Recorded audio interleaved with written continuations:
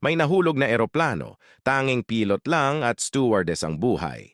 Sa gitna ng gubat natagpuan nila ang isang seminaryo, ngunit isa lang ang bakanteng kwarto kasama ang isang pari at may isang double deck na kama. Sabi ng pari, "Diyan na lang kayo mga anak sa taas, at ako na lang dito sa baba." Sabi ng pilot, "Salamat po, Father."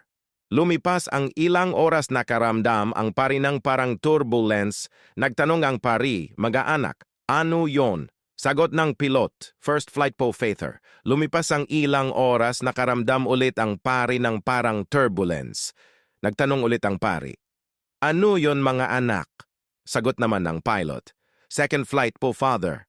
Pagdating ng madaling araw, nakaramdam ng parang turbulence ang pilot at stewardess. Ang pilot naman ang nagtanong, "Ano po yon, Father?" Sagot ng pari, "Solo flight mga anak."